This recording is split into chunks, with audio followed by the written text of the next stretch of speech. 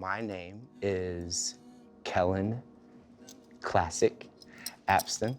Um, and the type of music I do falls predominantly under the umbrella of hip hop. But if I were to get more specific, as I did this morning in a tweet, I would call it electro soul, electro symphonic rap and soul.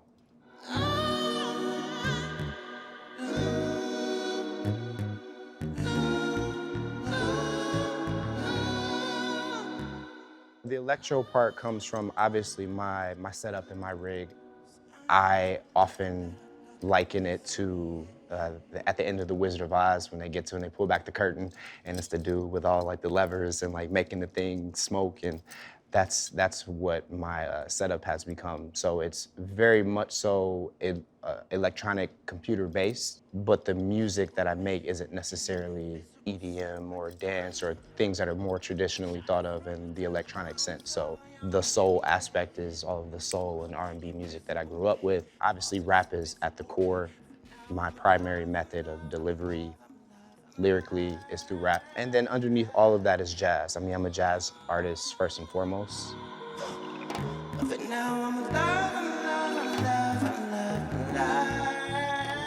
I picked the name because I wanted to make art, make music with the intention of it bucking any kind of trend without it ever being controlled by what is popular at the moment or being confined by that.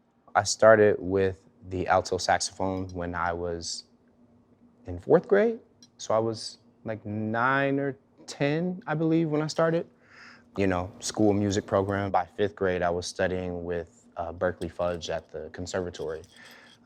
So famously, Adekola Adedapo, who's a pretty well-known jazz singer in the city, also just like a amazing artist with this legacy. She was also a paraprofessional at my elementary school. So she famously heard me in the hallway playing the saxophone. She thought it was one of her like jazz homies. She turned the corner. It was like this little kid with a saxophone that was as big as him. And so she took me to Beat Berkeley. I immediately started taking lessons with him. I studied with Berkeley at the conservatory all through middle school and high school. A friend gave me some beat making software in 7th grade, and that kind of started the trajectory, I guess, for the artist that I am now. Can't stand it, make them it, they don't understand it. I've been going ham if you pass it to class, then I'm NBA jamming. The flash of the cameras is nothing that's new to me, dog. Just the freedom to not be in a particular box. We see so much of it now. I mean, the idea even of genre itself is just becoming, as we just progress, is just so much more malleable, and like it's just a natural progression of things. And I think the beauty of that is that there is freedom. Sometimes my music can be, I wouldn't say dark, but there's like a haunting quality, because I think that where I create from is from like a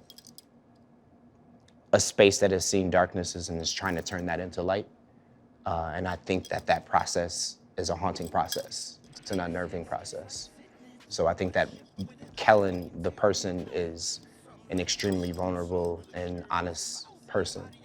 And Kellen and Klassik are no different. There is no persona, there is no, I often say that when I'm on stage and when I get to just do the art thing and really just let the thing out is when I feel most free. So what I want people to feel and what I put into my music is a sense of urgency and a sense of passion, encouraging and inspiring people to be more proactive in their lives, to be more aware and compassionate to not only the people around them in the community, but also to themselves. Whoa, looking like a model with a change clothes. So with the song Invisible Man, for me personally, it's like a very black, the blackest thing that I've written, because it's the most vulnerable kind of, the hook itself is the most vulnerable representation of my experiences of being in predominantly white spaces most of my life, from college to just living here and then being an artist on top of that. There have just been some very pivotal moments and some really tough times of my life. And when I think on a lot of the toughest times, they are often centered around the feeling of not being seen or not being heard or not being understood. I ain't met nobody that I thought could really see me yet, yeah. Invisible man. And so at the end of the hook, I say that, you know, okay, so I've screamed and I've shouted, so invisible man, I guess I fall to this invisible death. And that the irony of, like, you know, in a lot of these deaths that we've seen is when these people become visible. So there's just some, like, there's some heaviness to that, but the line following is, but for now, I'm alive, I'm alive, I'm alive, I'm alive, I'm alive.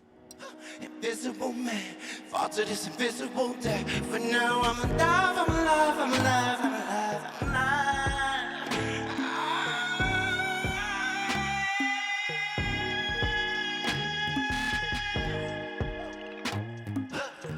I'm alive, I'm alive, I'm alive.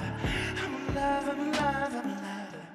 There's like a small element of immortality, but for the right reasons of, like, if this feeling that I'm putting into this music can last forever and continue to provide other people with a jumping point or an inspiration point for a new thought, a new way of being, a new way of looking at things, I could be so lucky. Whew.